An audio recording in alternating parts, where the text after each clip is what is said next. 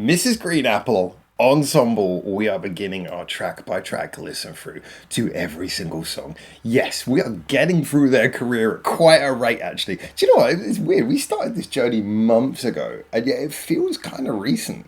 Not gonna lie, it really does. We've gone through this, and there's been so much interesting music. But yeah, we're jumping into this album with Love Me, Love You, which is the first track according to the official playlist. And it does seem this album kicks off with what? 5 music videos in a row. I only just noticed that. We did actually cover Wanted Wanted before. However, we got a lot of songs on here that have not been covered before. So yeah, jumping in with Love Me, Love You. It's a nearly 5-minute long track. This album starts with some long songs we can already sing. Look, I've said it before. Mrs. Green Apple albums, I really enjoy them for the fact that I always feel like Omori crafts albums. You know, not just like bags of songs. They really feel like they have a beginning, middle, and end. They feel like they have progression. They feel like they go on a journey. But you know, the funny thing is that often a lot of the Mrs. Green Apple albums for me take a little bit of time to build up to hit their sweet spot. They don't usually start on the strongest note. They usually end on the strongest note. So I'm intrigued to start with this one. Now, obviously, we have done the most recent couple of albums, but we've also sort of gone back to the beginning of their career. And one thing that I would say, listening through to the albums we've had so far, is that certainly when it came to the self-entitled album, which was the second full-length album, there was a feeling that that was the first album where they really started playing with production. You know, they went above and beyond just songwriting, and you started hearing playing with production and effects, and you could feel Omori getting more at home in the studio. Now, it was a bit of a hit and miss album for me, the self-entitled album. Very strong in a lot of places, and overall an album that I did still really enjoy, but there were definitely some songs where I was like, not sure about that. It was like some decisions where you could kind of feel like it was really a band dipping their toes into that water. So when it comes to Ensemble, I'm hoping to hear the production kind of tighten up and get a little bit more in control of their sounds, and just kind of continue that growth that we're hearing over all the albums. Because from their very first couple of EPs, they started off super strong, like, oh my god, this band already sounds like they should be top in the charts. But it's interesting actually listening track by track and album by album as we are, hearing where the improvements have actually occurred. Because I do feel like you can hear gradual improvement. I just realised, is this the last album with the full band? No, it isn't. No, we covered the last album with the full band lineup already. I'm getting so confused. This is what happens when you start at the end and then go back around to the beginning. Anyway, let's enjoy it. This is Love Me, Love You, the first song from Ensemble, which we are now diving into. Let's go.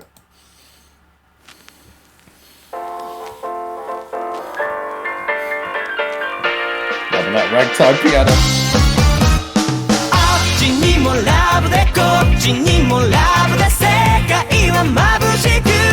That's a funky start.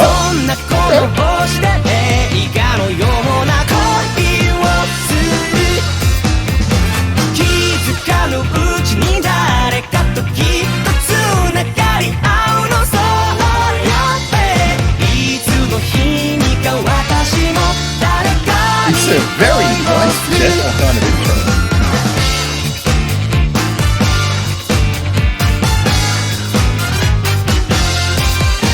I'm loving that use of the brass once again.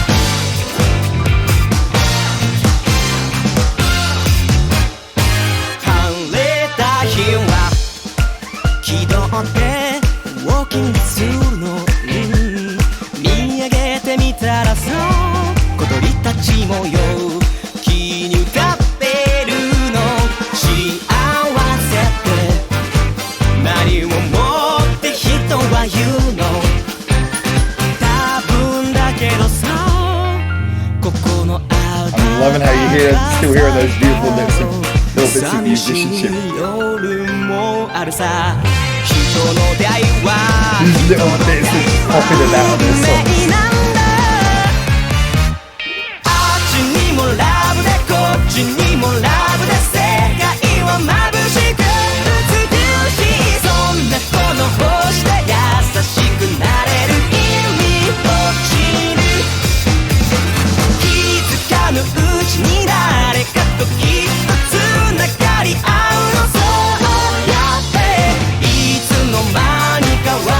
It's a nice chorus.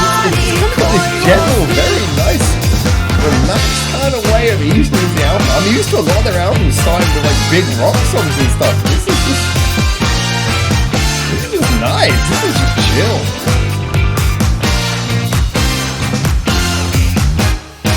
Kind of fun. ダンスするの、yeah、覗いてみたらさ、魚たちも律儀に歌ってるの。好きだよと何をもって人は言うの。多分 Take her to Daiso. Take her to Daiso. ここが教えてくれるんだろう。 Oh no, no. 争いの歌じゃなく希望のメロディー、愉快なハーモニー。僕には無理だ、私じゃ無理よ。世界で流行る言葉。 It's something very charming. This whole thing is just very charming. The video's charming, the ethos is charming, the sound is chill, funky. 気づかぬうちに It almost feels like a late album track, you know? Yeah, right there. いつの日にかあなたも私に恋をする。 Oh yes. Who's playing the saxophone though? 愛し愛されても消えゆく定め。何の意味があるの。生まれたなら何か残したい。また寂しくなるな。 Oh man, this has such an old school kind of charm to it. It's what in England we would have called tweed. And I mean that in the nice way. Key change. Okay.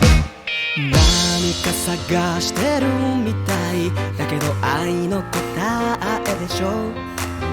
目の前にあるってことを覚えといてほしい。気づかぬうちに誰かときっと Oh, there's that. 会うの。そう That signature snare いつの間にか世界は輝きで満ちている。 Wow, that is already... That song flies. But do you know, I was expecting a full extra chorus. That did not feel like I'd been listening for 5 minutes, which I always say is a very strong sign if a song feels shorter than it actually is. Because in a weird way, that song just kind of lulls you into this sort of chilled vibe. And I think that's the thing. I'm genuinely surprised we were listening for 5 minutes nearly there, because yeah, you just kind of like get into the groove of it. And so often songs that go on for this kind of length of time and are kind of a little bit groove based tend to be the songs that get boring, tend to be the ones where you go after, okay, it's fun, but it's repetitive. This felt charmingly like it just, yeah, it rolled along and it shot through that time. If you'd asked me before we got to the end where I thought we were in the song, I'd have probably said about 3.5 minutes or something. That's great. Yeah, so that's a really strong suit. Now, this is otherwise totally not what I expected at the beginning of a Mrs. Green Apple album, although I say that with the caveat of the fact that I don't really know what to expect at the beginning of one of their albums. And that's actually one of the things I like about them as a band. They're one of those bands where when you press play, you can't be 100% certain of what you're going to get, which is always a great surprise. Yes, there are certain Omori signature writing styles. There are certain progressions, chord patterns, little structural things he likes to do, like the popping in and out of like fun little sounds and various things. There are certain signatures that he does carry into a lot of his songs. But from my perspective, this just genuinely felt like something that was, very fun, fresh, and not the sort of thing they usually put at the beginning of their albums. I mean, at the beginning of their albums, as I mentioned, if you look at a lot of the... I'm trying to be sure that I get this right now, but certainly with their most recent full-length album, started with a bit of a rock song. You go back to the first couple of full-length albums, certainly the self-entitled albums, both started with, fairly on-the-nose rock songs. This starts with something which is like this... I mean, there's guitar in it, but it's barely any. It's very much about the trumpets, the saxophones. In fact, for a band who have so many sounds on their side, there's a lot of sounds in this song that are not the Mrs. Green Apple rock band sounds, but just kind of other things thrown over the top. So this really felt to me like a song where Omori was having fun, playing around, doing an arrangement that he thought was quirky and enjoyable. And this, in a weird way, also feels to me almost like... I mean, obviously, this is just the first song of the album, but this definitely feels like the first sign, if the rest of the album could be in any way inferred from what we've heard here, the first sign that this is a modern Mrs. Green Apple album. Do you know what I mean? Yes, for all the things they've carried throughout their career, there is a certain more poppy vibe to what they do now. They can still do rock songs, you still get your Keemosabis and such like, but they certainly have a more pop-leaning sound. They have the sound of a band where they don't seem to be quite so tied to the idea of having to sound like a band. You know, not every song needs to have the sound of an actual drummer in it. Not every song needs to worry about having electric guitars forefront. You know, they will include a lot of brass band and things. We had these things before, but it feels like you listen to a song like this, and if you weren't seeing it, if you didn't know who it was by, you'd probably assume it was kind of like a Kenshi Yonezu style arrangement where it was a solo singer-songwriter. So this feels like the transition into that part of the career of the band. Because if you were to take the first three albums, the first two albums and the EPs before, they definitely feel very much like everything really leans toward product of a band.